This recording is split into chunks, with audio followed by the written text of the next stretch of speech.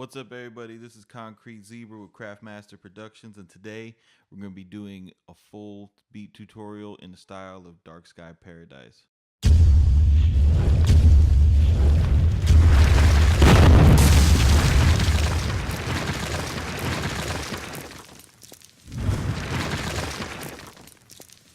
What's up, everybody? It's Concrete Zebra again with Craftmaster Productions. Today we're going to be doing a full beat tutorial. This is also continuing in the sample tutorial that I started earlier this week. I'm going to be showing you an easy method of how to chop samples, and I'm also going to incorporate this into a stylistic tutorial. We're going to be doing something in the style of Big Sean's album, The Dark Sky Paradise. The reason why I chose to go in this direction is if you listen to that album, it's a very popular album. A lot of requests are out on it.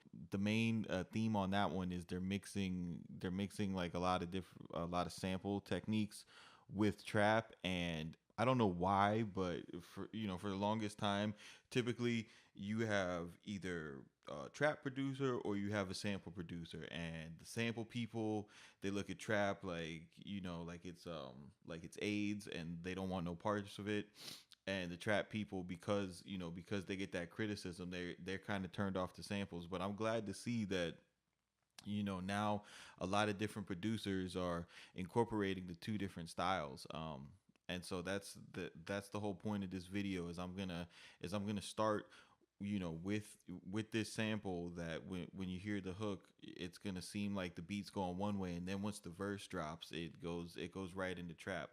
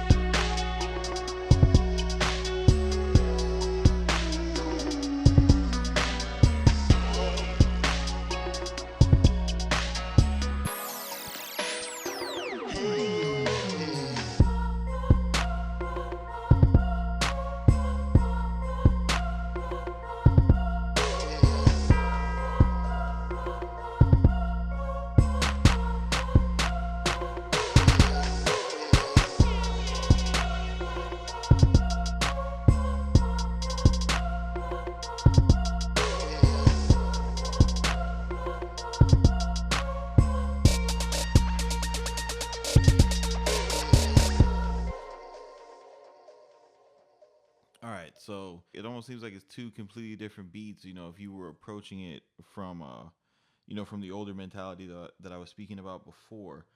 But it goes to show that you can mix the two different styles, and when you do, you get something that sounds really incredible.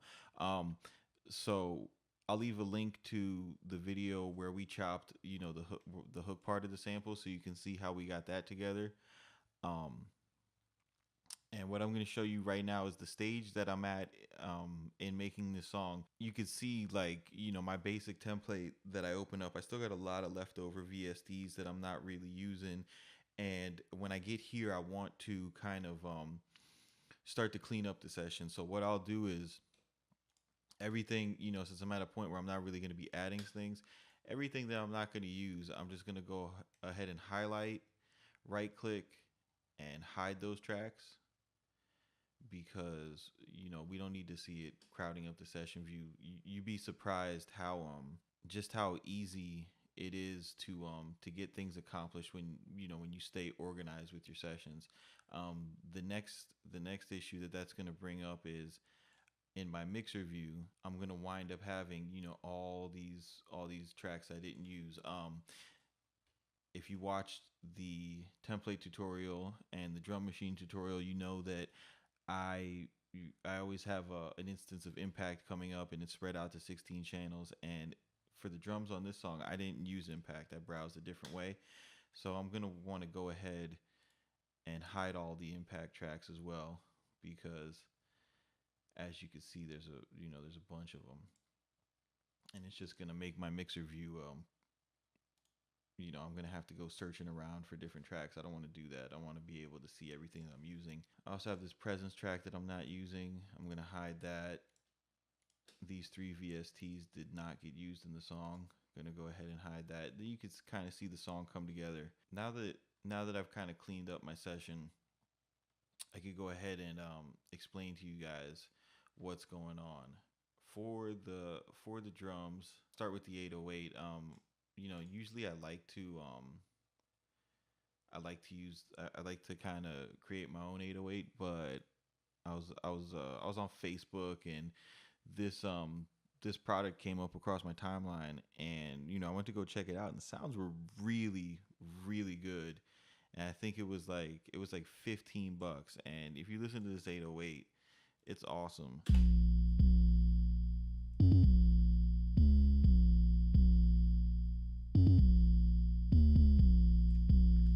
I mean, I don't even have to do a lot of processing to get that to sound good. So, um, yeah, I'm using it because it's fast and it's easy, and it speeds up the workflow. For my kick, um, I have a new kit that I was going through. Um, it's this site called BeatGenerals.com. They do a lot of really good tutorials for Fruity Loops. I actually subscribe over there because they drop a lot of knowledge, and their exclusive kits are really good. And this is a kit that was tailored in the style of 40, the OVO producer. So the way that I browse a new kit when I get it is, I'll go over to my browser, right, and I'll find this kick, you know, I may I'll just find a kick, and then I'll right click on it, send to new sample one, which will bring this up for me. Like, that's what happens.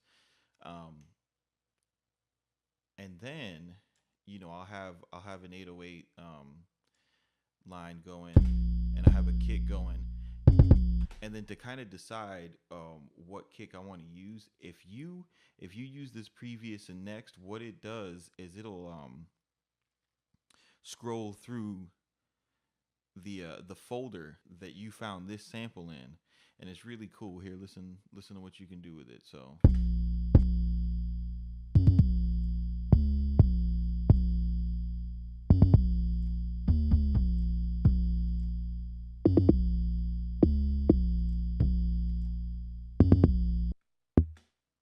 it's just a really nice and easy way to audition kicks once you've made your pattern and you've made your bass, and you're not sure if you want to use this kick or that kick. You can just scroll through this, and it's really good for stacking drums too.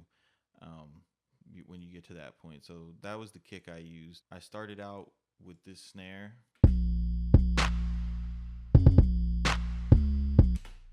I liked it because it was different. So many times we get obsessed with making something that sounds, so close to what's on our favorite album or our favorite song or whatever, that you can kind of forget to be original. Like that young chop snare didn't get to be the young chop snare because he picked the same 808 snare that everybody else was using, and now that damn snare is on every song. So whenever I'm producing, I always try to find that next sound. I want to find something that's different in my drum, something that's going to make me stand out, because you'd be surprised, for as many as artists as you come across, locally, or when you're on social media, that say they want something that sounds like this, what they really want is something that makes them sound different than that. So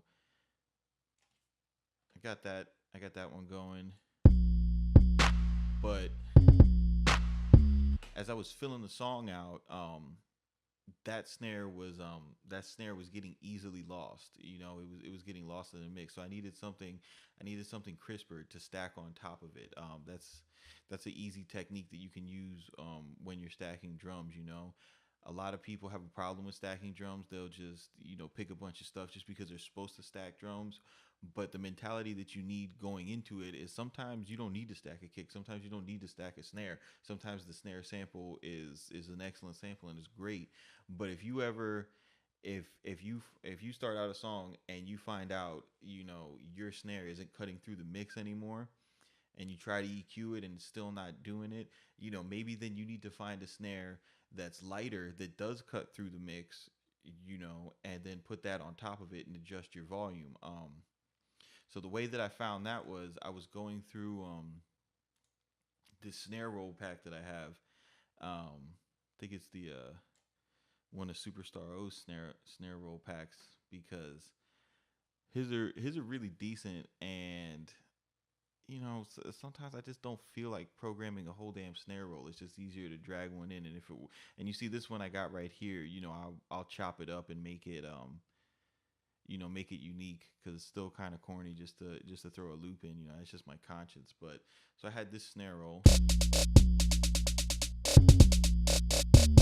and then what I did was I found one of them, right? Just chopped it like that. Right clicked, went to new sample one. Okay, and that created this track. And then all I did was I took my pattern that I had already programmed, and then you hold down Alt on your keyboard, click and drag, and that copies. So boom, I didn't have to do much work then. So then I go from having that to this.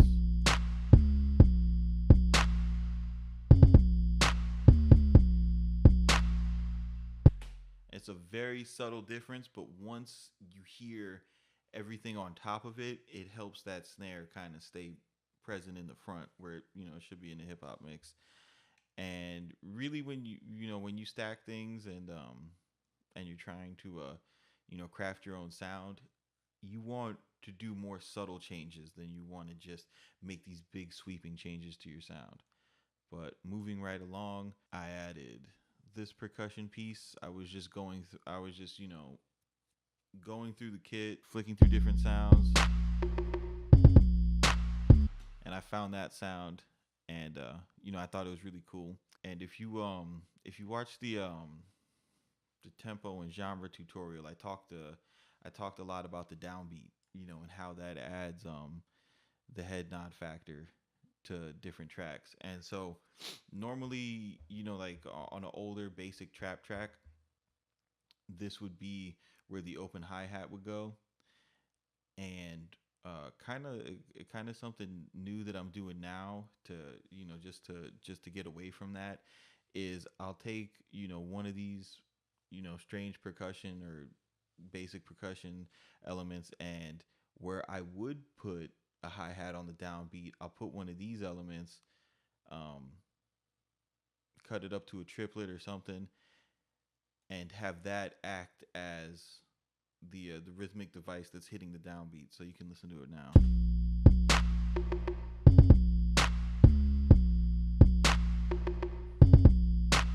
But you hear how it's hitting every other downbeat. So then what I'll do is I'll find another percussion, and then I'll have kind of the two of them alternate. So now you got that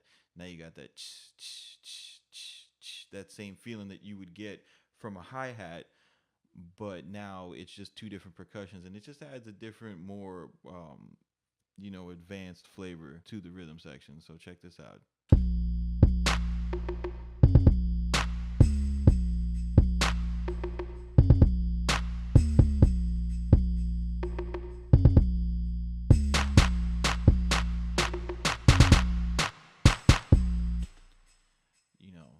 Stuff like that.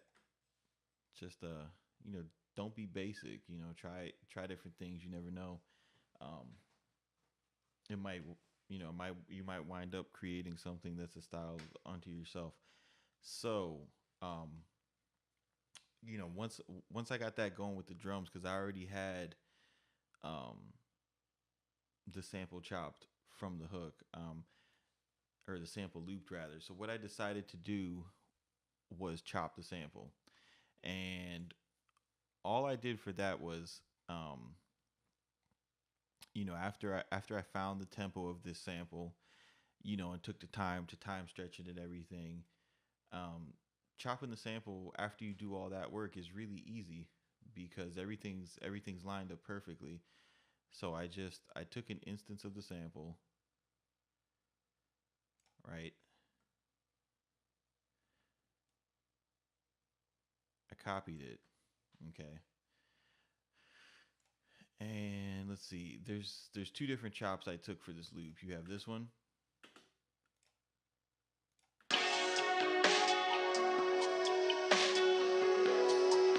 and then there's this one. These middle two bars are just the first chop repeating, right? So I got rid of those because it would be redundant. And I set my grid resolution to 1 bar, highlight it, right click, event, split a grid. Okay, now I have 1 bar, perfect 1 bar chops of the sample. You can take any audio region, highlight it, right click, and you will have the option to send it to a new sample one. However, if you highlight multiple regions, right click and click send a new sample one, what you get is you get a brand new sample one instrument, right? But you have each one of the audio regions that you picked, you have them spread out on your keyboard. You see, if I click this, it tells me that that's the C3 key. If I click the next sample, that's the D3 key. Next sample. So if you use that method, it pre-maps the sample to your keyboard, and then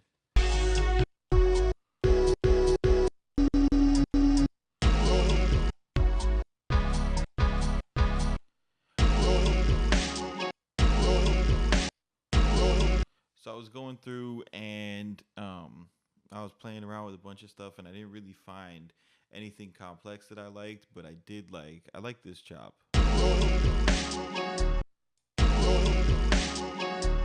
So this is G3. So I found that sample. G3, right? When I programmed it, I realized that I didn't need that piece in the beginning. So if you want to adjust, where your sample starts, after you've chopped it, you could still go ahead and fine tune it. Sample one is a very powerful sampler. All you have to do is, left click, drag over, and I knew that I wanted the sample to start where that snare was. So, I just know from looking at waves that's the snare. If you need to zoom in and get a zero crossing point so you don't deal with a pop or a click, all you got to do is click and hold this bar. All right. I always see so many people that, that down this sampler, and I just think they don't take the time to use it because it's really powerful. So once I did that, I just, I made it monophonic so that way it cuts off. Turn the release. So this way, basically what you do is if you press monophonic and you turn the release up, it's a one shot sampler. A lot of people are like, oh, I can't use it. It's not a one shot. Like, no, you just don't have an understanding of what attack, decay, sustain, and release do. So boom. Once I had that, I started messing around with the pattern. I came up with this.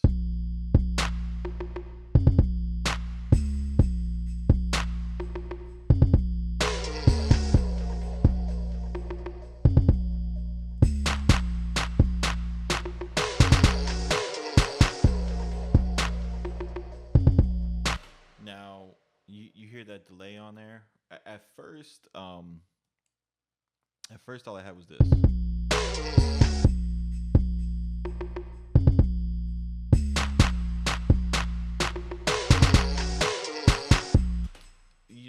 That's really really dry. It's uninteresting. It's cool. Of course I cut the lows.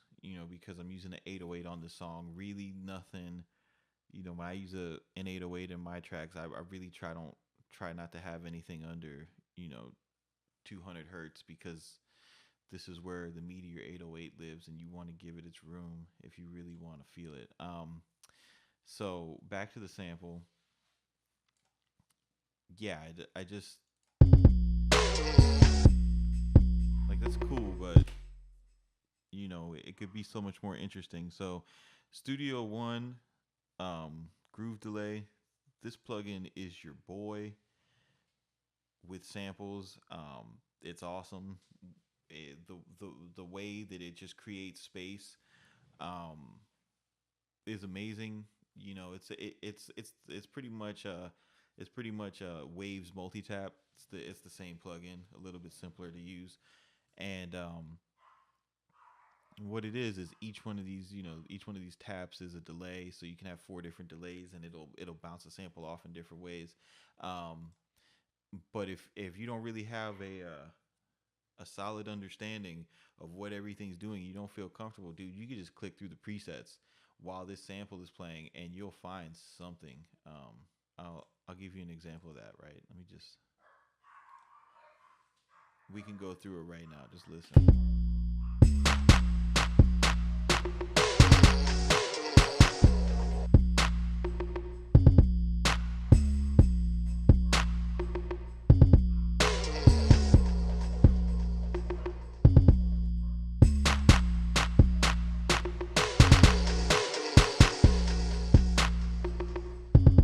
You see, so it'll give like a really good character to the sound. It'll give it a nice release, and give you something interesting.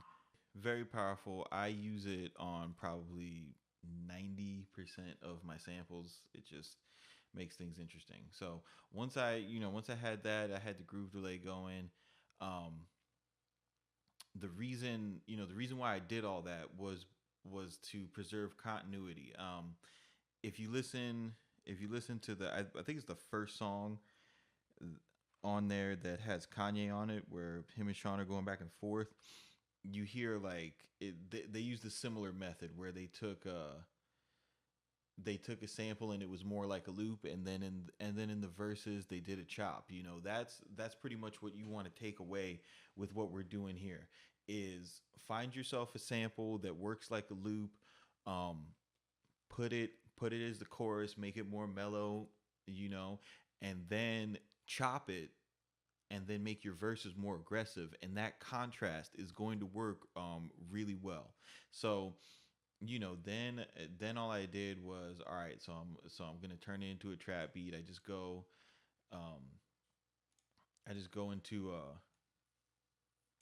Nexus, find this, find the same uh basic ass hands up bells, just as a start, because that'll get you in the vibe. I cut the highs and the lows from it, so that it sounded a little darker. I came up uh I came up with this simple arpeggio. Um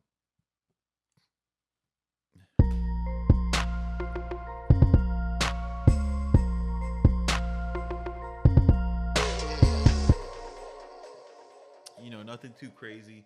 And yeah, that's nice. It works. I could have wrote out with that, but you know, the my motto when I'm making these tracks is, keep it simple but don't be basic. So I wanted to add something, a little bit more dramatic. Um Went into Omnisphere, and all I did right here is I copied I copied the arpeggio, and hold down Alt, drag it down an octave, and what that did was, now I have octaves playing. In the patch that I used, the well, let's just listen. I'll show you.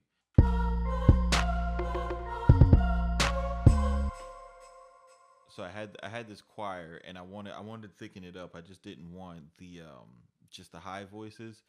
So, and it's recommended that you do that. I mean, the power of a choir is the different voices and the different octaves. But when I programmed the lower octave, it wound up sounding like this. And just for my taste, I didn't like it. I liked more of the. I wanted to hear more of the high. So rather than start a new VST and do it with a fader, what I chose to do was just lower the velocity. Omnisphere responds really well like that. So I had this. You can still hear the lower octave. It's in the background, but all right. So I got that taken care of. Um, so then once I had this loop right here. This was pretty much this was pretty much the verse loop right here.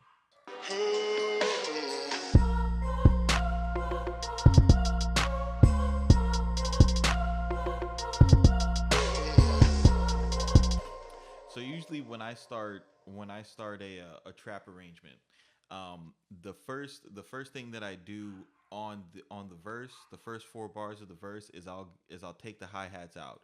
Um, I work with a philosophy that you want to create tension and release. It's a pretty basic musical concept. A lot of people, in classical music or even just regular song composition, they'll do it with chords. But hip hop music and trap music, it doesn't really revolve around chords. It revolves around rhythm. So the way that I do it is with the rhythm, right? So you hear the difference when you don't have hi hats in.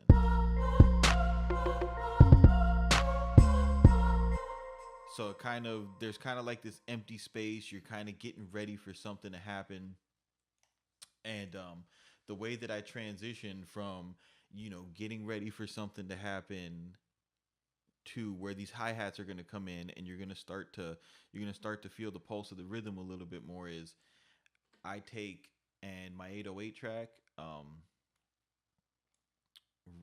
rather than to create a drop, rather than just cut out this part, what I do is because some 808s, if you do it in a VST or something, some 808s it'll continue to play after you've cut this out. That's one of the downfalls of Studio One. I still haven't figured out um, why it's doing that. So what I do is I will go ahead and press A on my keyboard. That brings up the automation menus, and then I'll go to add and remove. No matter what VST I'm using, I'll find audio, and I've already added this parameter. So you add your mute back, and then what it does is now you can choose to mute the track. And I just go ahead, put my pointer in, right? Mute out this section. Okay, now I've got a bass drop. Okay.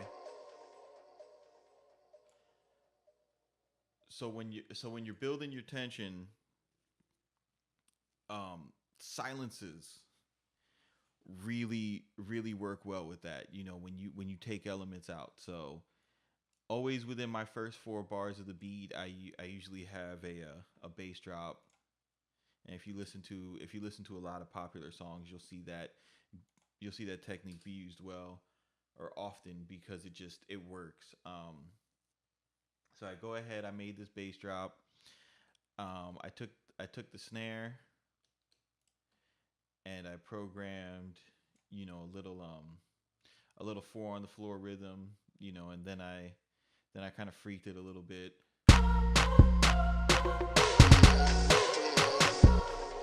And that's when a rapper hits that part, that's really gonna make them bring their intensity up. The end of rappers usually write their verses in 4 bar pieces, and it's good to know that when you're laying your track out, because you can kind of start rapping along. Somebody would get to this and they might start off real slow, and then once they get to this part,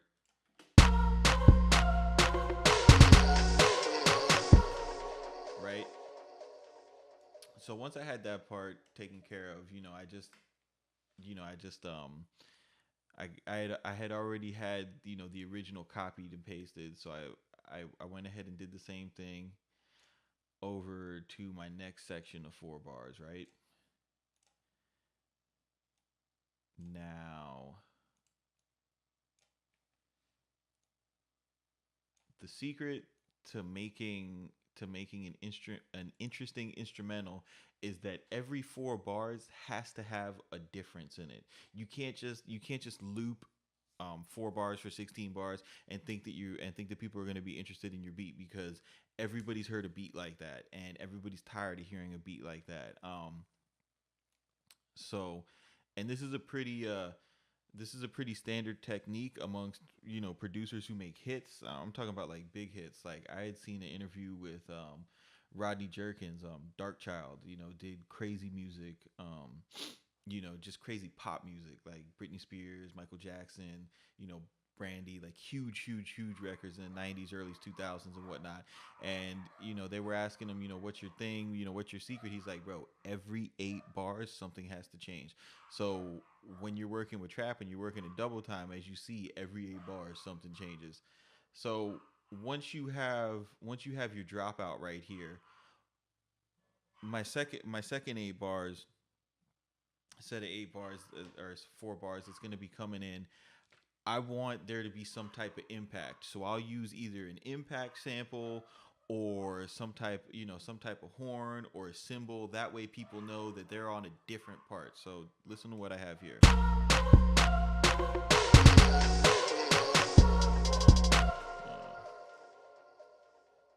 So that's without the horn. Now listen to it.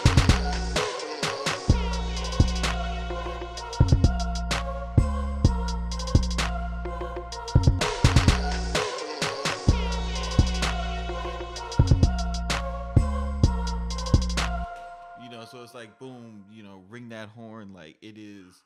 Now we're into the verse. The same thing though, I want to add a variation. This part right here. As far as arranging a rap song, the end of 8 bars, that's halfway through the verse. A lot of rappers like to switch up their flow after 8 bars, so you wanna add another build up that's gonna go into the 9th bar, and an easy way to do that, dude, is just with a snare roll. So this is what I programmed over here.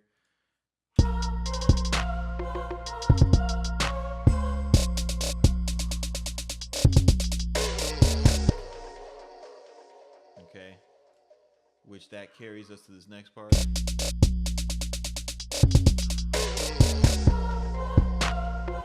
And the thing about snare rolls, to make them really effective and dramatic, what you want to do is you want to kind of showcase them. And by that, what I mean is you want to cut out your instruments, your main melodic instruments that are going across. And I take it a step further. I like to a technique that I like to use, that I don't know if a lot of people do. I know I'm not the only one that does this, but it's not common. Is I'll go ahead and take I'll go into Omnisphere or something like that, and I'll just find some random arpeggio just to add something different, and I think it has a really nice effect.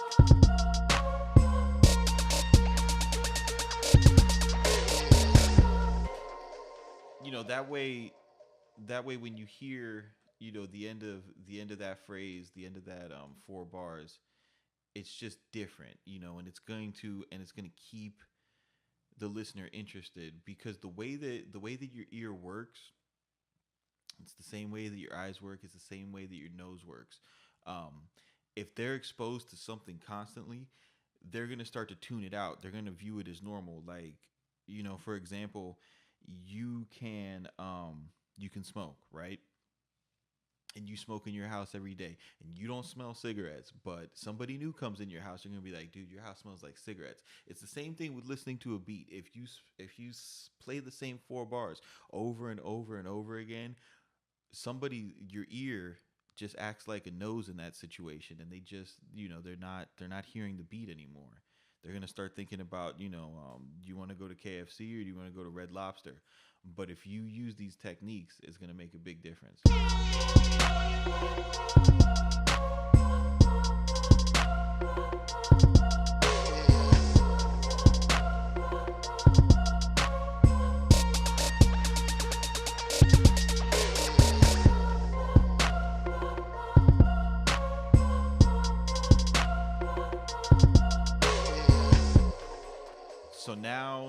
I'm on I'm on bars, 9 through 12.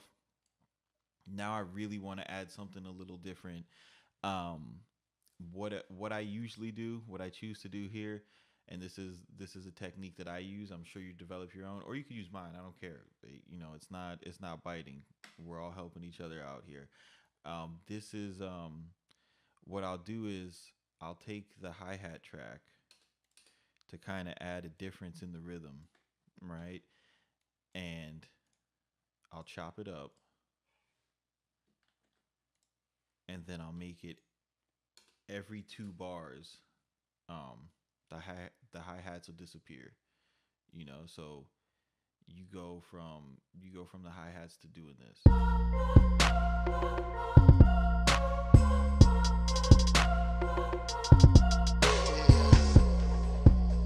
And see what that does is that adds it adds a little drop in the percussion. It adds a little space. It adds a little tension. Because once you create a pattern like this and you tell someone's ear like, okay, you have a drop here and then you have this, it's going to be expecting the drop again, because what your ear tries to do, it tries to solve musical puzzles. And if you think about it like that, you just keep on giving someone's brain puzzles to deal with. So what I like to do in that situation is the last the second part of these 4 bars, the last 2 bars, is I'll add some different instruments to kind of make things tense.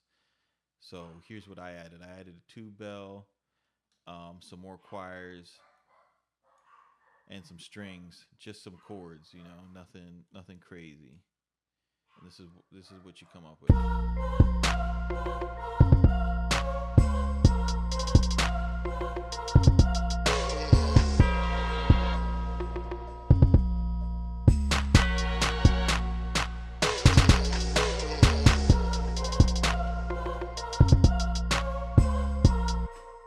And then for the last part of the verse,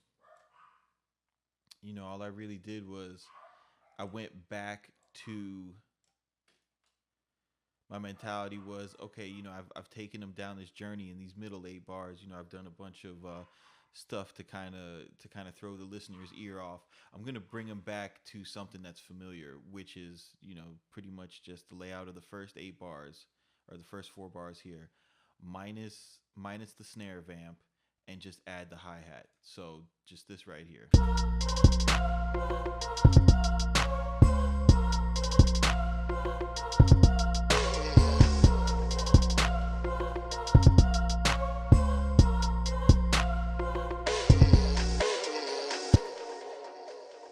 Now, when I was originally programming it, the way that I work is once I get to this point, I set my loop function up so that I could just loop this over and over again. And this is like playing the song because it's just the hook and the verse, right? It's an easy way to work, because once you got this, all you have to do is copy and paste this, 2 or 3 times to make your song. And originally, when I was going into the hook, I didn't like how it sounded. You can hear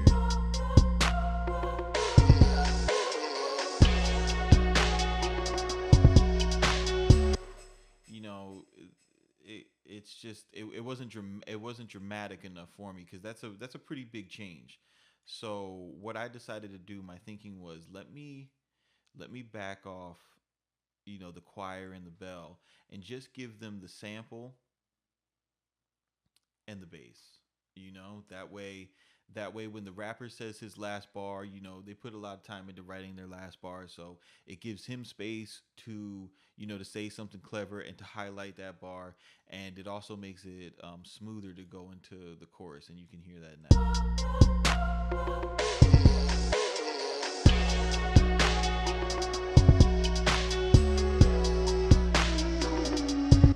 You see, and the reason why that works so well, as opposed to um you know the ARP playing along with it, is because you're ending just with the sample and the bass. So your ear, it's like it's hearing just the sample and the bass. That way, when it goes into the hook, which is just the sample and the drums, it seems like familiar territory. Now, on that note, when I was programming the hook originally, going from the hook to the verse was it was really clunky. What I had going on was I had these hi-hats going on, and I didn't have this mute in yet. So if you listen to it, I didn't have that either. So I just had this, and if you listen to it, you'll be able to hear.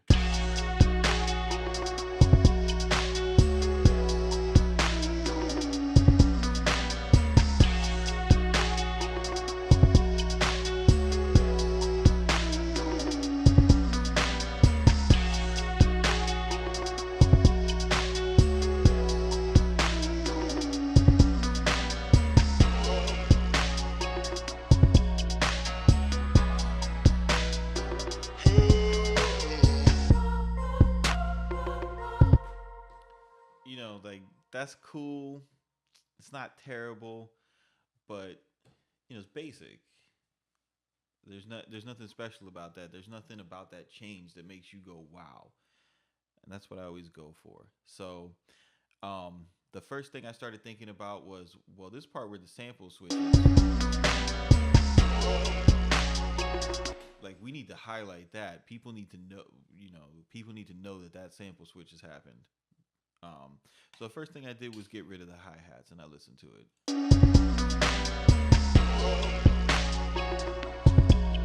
That kind of gave it a good feel. It highlighted that sample change a little bit more, but I wanted to I wanted to make it even more dramatic and pronounced. So what I went ahead and did was I dropped some of the drums, and we'll listen to that now.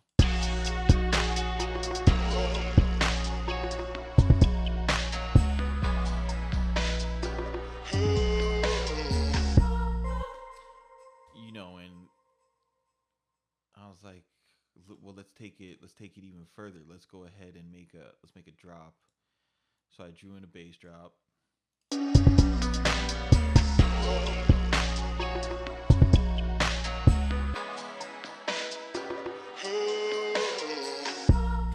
You see, and that really shines the light on the sample. I mean, that right there, you get that is just that's a laser focus on that sample. All you hear is the sample. And sometimes that's what you need to do, is not add a bunch of stuff, but take stuff out. Another thing that I noticed about, the chorus part was that it was lacking impact. It was lacking kind of like a splash. There was just something that was bothering me. It wasn't there. So I have a folder in my samples. I call them go-to samples. These are my favorite samples that I use in a lot of stuff. This is just a basic trap crash, another one of the Beat General sounds. I'm telling you, they got really good sounds. I mean, they release a new drum kit like every week. It's crazy. So I use this to go into the hook now.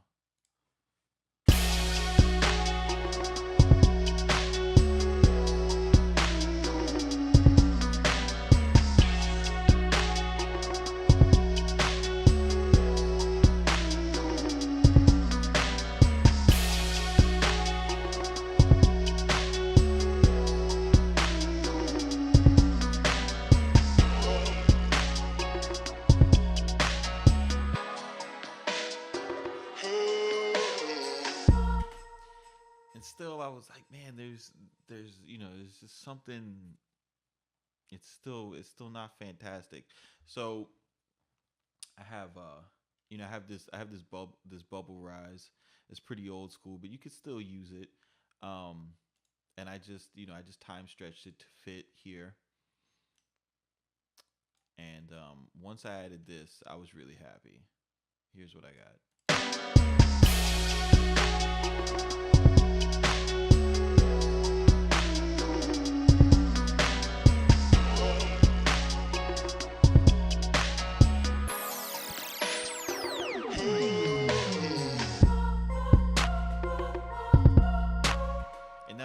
that's just a really cool effect to me because the way I kind of pictured it in my mind, it was like almost like a radio was being tuned to another station, you know, and I don't know, worked really well. So now that I got the beat together and everything, what I go ahead and do is highlight everything, okay, and just hold down Alt when you click it, click and drag, and that's a song, dude. You know, make sure that we get a third chorus in there.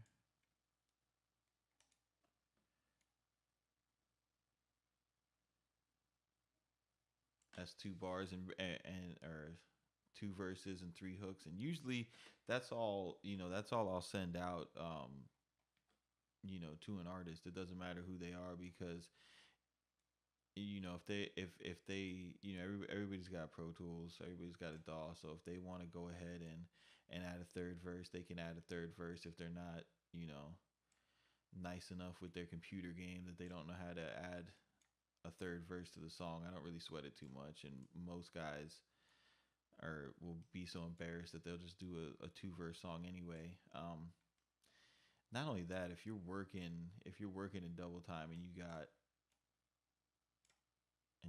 slow, you've got this going at like 128. Once you get over here and you look at, you're at 3 minutes and 37 seconds. Nobody wants to hear a 5 minute song anymore. You'd be lucky if you get people to listen to your first verse. So two verses is enough. Then it's just on to like a quick beat mix. When I mix as I'm producing, the way that I get my mixes tight and loud is the first thing that I do is when I select my kick. I make sure I make sure that my kick isn't peaking over -6. And then what I do is I make sure that my kick is the loudest part of the song. And the reason why that is because in the hip hop mix, the kick is the loudest part of the song. If you look at any hip hop waveform, the kick is going to be the loudest transient. So if you keep that in mind and you make sure that none of your sounds drowns out the kick, none of your sounds are going to drown out the 808, none of your sounds are going to drown out your drums, and you're going to be good. And that's kind of the way that I mix is I find my kick, put it to -6. I mix my drums, make them, get them sounding the way I want them to sound. I balance those first. Then I'll go ahead to to my instruments. I'll find out which instrument I want to be the boss, like what the lead instrument's going to be, and I turn that up as loud as I can without drowning out the drums. And then once I have that level set, then I'll go ahead and start to put the other instruments around it. I try to pan a lot of stuff left and right. Do not be scared to pan. Panning is your friend. That's how you get a wide mix. It's not by putting a stereo spreader on it or doing a whole bunch of goofy shit from a forum that you learned about. You pan things left and right. That's how you make things wide.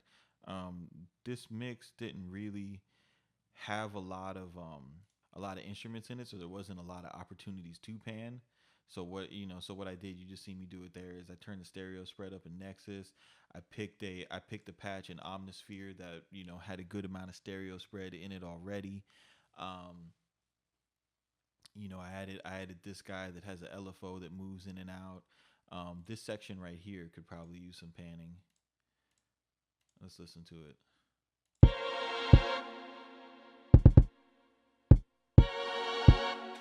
Yeah, so what I got there is I have two similar sounds. I got two strings and a choir. So since I have two strings, I could take one string on the left channel, one string on the right channel, and keep that choir coming down the middle. Let's see what we got.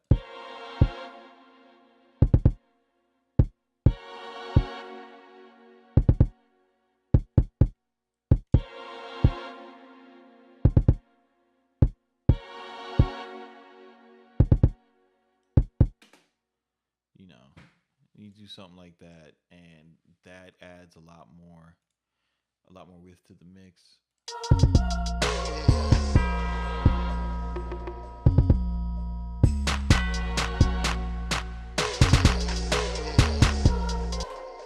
See, it sounds better already.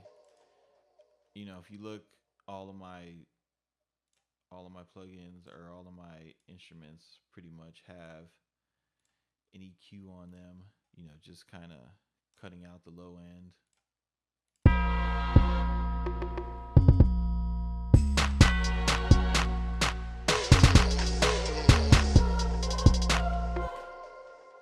So I've got that together. Um, I get that mix going, get a decent little mix going, and then I just move on. I just move on to making it loud.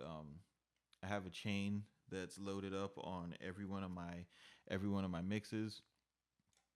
It's this solid bus compressor from Native Instruments. It comes when you get complete. It's really good at what it says it is, of being a bus compressor. Real quick, for the first one, all I do is I set a slow attack and a fast release, just to kind of get the track to move together. Pay attention here. I don't compress over 4 dB. This is just something to kind of hold things together.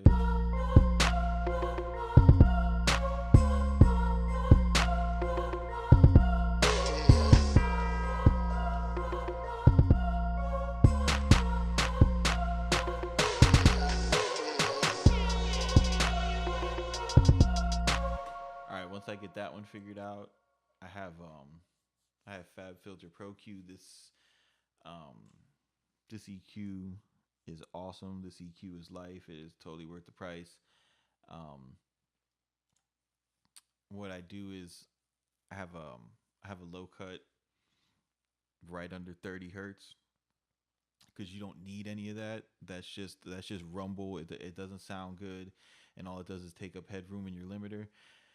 And then I cut my highs around 17, because I like that sound. I don't like a whole bunch of the new harsh highs and distortion and stuff. I like to make sure I cut that off.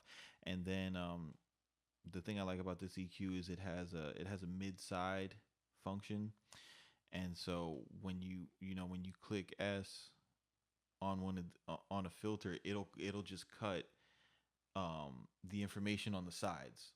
Um, and you don't really need information under 200 hertz on the sides. Like, that's all middle signal. That's So this can really clean up your mix a lot, and give everything a lot of room to breathe. And the other thing I like to do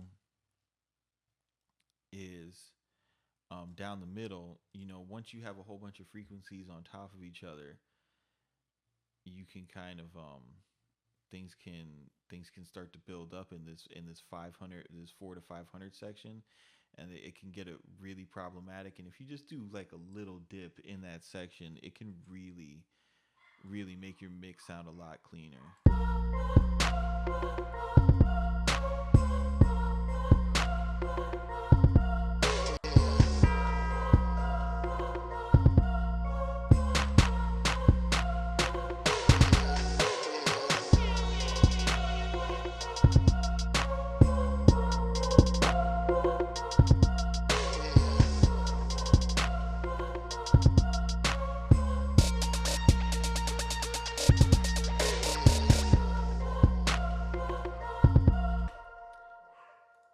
So after I go ahead and get the EQ down, I go ahead and add the second compressor in the series, and this one is more to make the transients gel.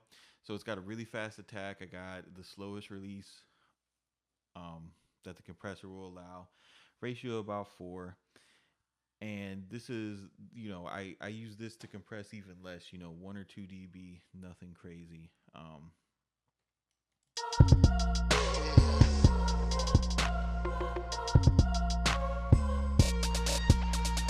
Now, you want to keep in mind, when you're compressing, you want to adjust your makeup so that your mix is no higher at any point before you hit the limiter, no higher than -6 dB. This is going to help you a lot when you actually go ahead to use the limiter to make everything loud. You want to save the mastering process to make things loud. You don't want to be doing it with your faders. So what I do,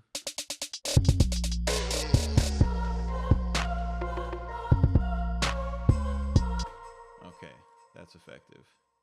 Then I go into Ozone. It's a really excellent program. Um, all I use this for is for the exciter and the imager. And I'll make some adjustments.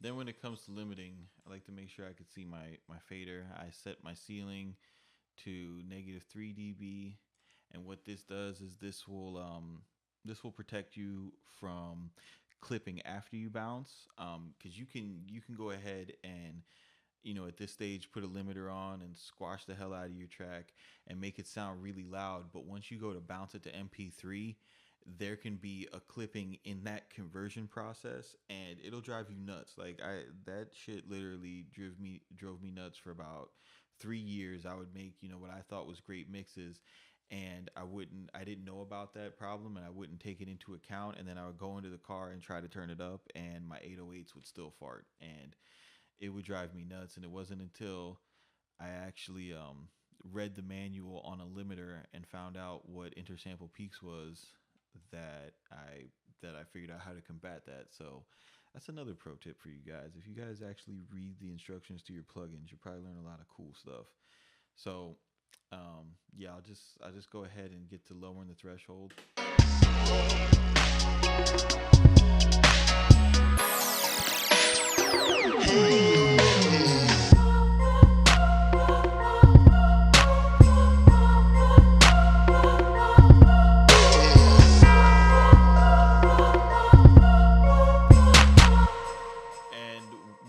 What I do when I'm limiting the track final is I'm trying to get an RMS in between 10 and 6, and the RMS is that white line that you see bounce up when you see the track play.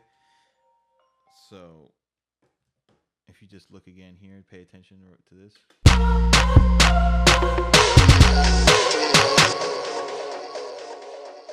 You'll see if I back off the limiter, that'll drop. And what you want to do is you want to lower the threshold on your limiter until it bounces in between these 2 points, and you'll have a pretty loud, commercial mix. So here you go.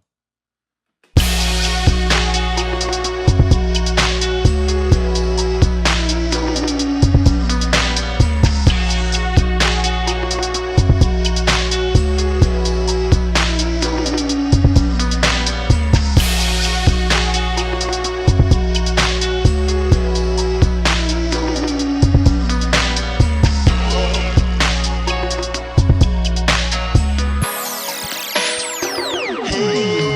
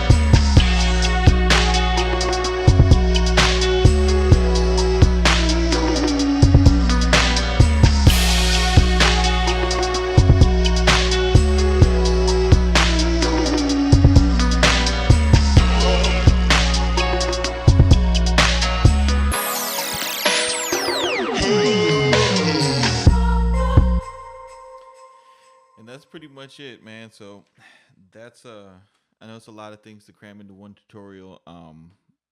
If if I went too fast over anything, just send me a message or drop something in the comments box, and I could kind of break those things down.